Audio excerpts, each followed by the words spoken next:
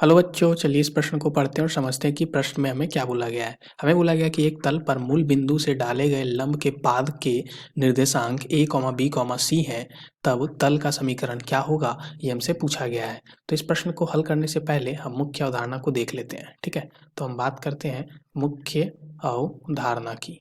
ठीक है, मुख्य अवधारणा में हम क्या बात करेंगे, तो हमारा अगर कोई भी सदिश, मान लो एक सदिश हमारा कुछ ऐसा है और दूसरा सदिश हमारा कुछ ऐसा है। ठीक है, तो ये सदिश हैं और आपस में ये हमारे समकोण बनाते हैं। ठीक है, तो यहाँ पे अगर हम बात करें कि सदिश का नाम हमारा पी ए है मान लो, और इस सदिश का नाम पी बी है, तो जो हमारा इन सदिश का जो डॉट यहाँ पे गुणन होता है, यानी कि P A dot P B अगर हम करें तो वो हमारा 0 के बराबर होता है। ठीक है, दोनों सदिश का डॉट। ठीक है, तो ये हमें पता होना चाहिए, क्यों? क्योंकि समकोण है इसलिए। ठीक है, ये हमारा 0 के बराबर होता है। अब इसी मुख्य अवधारणा पर आधारित हम लोग इस प्रश्न को हल करेंगे। ठीक है, तो चलिए इस प्रश्न को अब हल कर लेते हैं। यहाँ पे तो ये जो हमें बोला गया था, सबसे पहले इसको हम यहाँ पे आकृति से दर्शाते हैं। तो आकृति हमारा कुछ ऐसा बन रहा होगा, मान लो एक तल है हमारा कुछ।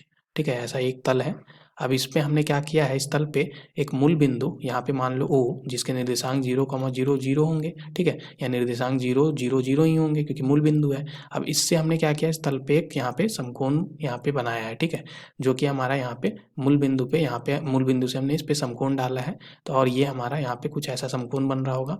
तो इस बिंदु को मान लेते हैं हम यहाँ पे, ये हमारा n हो गया मान लो। ठीक है, क्या हो गया, n, जिसके यहाँ पे निर्देशांक हम अभी यहाँ पे देखें तो ये निर्देशांक जो है वो हमें क्या बोला गया है, a, b, c है। ठीक है, तो यहाँ पे हम लिख देते हैं, तो n का निर्देशांक हमारा a, b, c है, और एक p यहाँ पे मान लेते हैं जिसके निर्देशांक हम मान लेते हैं यहाँ पे x। ठीक है, x, y, z मान लेते हैं, x, y और z, ऐसा कुछ हमने मान लिया। तो यहाँ से हम बोल सकते हैं कि सबसे पहले हम क्या बोल सकते हैं यहाँ से कि ON के अगर हम दिक् अनुपात निकालें। ठीक है, तो ON के दिक् अनुपात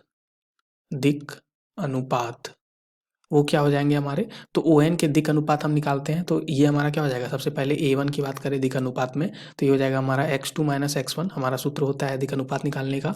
तो यहाँ पे क्या हो जाएगा हमारा, तो A - 0 हो जाएगा। ठीक है, A - 0, क्योंकि इसके निर्देशांक n के हमारे A है x2, और यहाँ पे हमारा जो x1 है वो हमारा क्या है, 0 है। ठीक है, O का यहाँ पे हमारा यहाँ पे निर्देशांक, तो ये क्या आ गया, A आ गया। ठीक है, इसी तरह से A2 अगर हम निकाल लें तो ये क्या, माफ़ कीजिएगा, B1 इसको बोलते हैं हम अभी। ठीक है, तो ये हमारा क्या हो जाएगा, ये हमारा आ गया B1।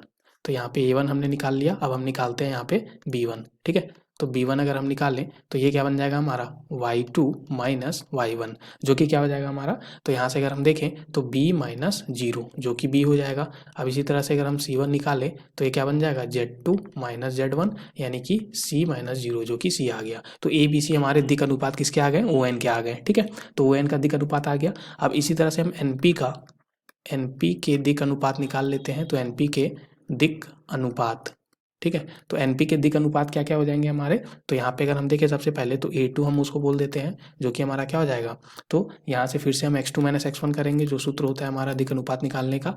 तो ये हमारा क्या बन जाएगा यहाँ से, तो x - a बन जाएगा। ठीक है, x - a। फिर इसी तरह से B2 अगर हम देखें तो यहाँ पे y2 - y1, जो कि क्या हो जाएगा हमारा, तो y - b बन जाएगा। और इसी तरह से अगर हम यहाँ पे C2 देखें तो क्या बन जाएगा, z2 - z1, जो कि क्या बन जाएगा हमारा, तो यहाँ से हम अगर हम देखें तो z - c बन जाएगा। तो NP के भी दिक् अनुपात हमने निकाल लिया।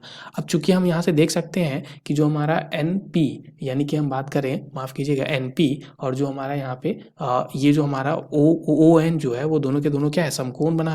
तो यहाँ से हम लिख सकते हैं कि ON, यहाँ पे हम लिखते हैं। ठीक है, तो यहाँ पे हम लिखेंगे कि ON हमारा किसके यहाँ पे समकोण है, किसके साथ, तो यहाँ पे NP के साथ। ठीक है, ये हम लिख सकते हैं। तो अगर ये ऐसा कुछ है तो हम इनका जो यहाँ पे, अगर हम यहाँ पे सदिश का यहाँ पे गुणन लिखें, यानी ON यहाँ पे डॉट, ठीक है, ON सदिश डॉट, यहाँ पे अगर हम NP लिखें तो वो हमारा 0 के बराबर होगा।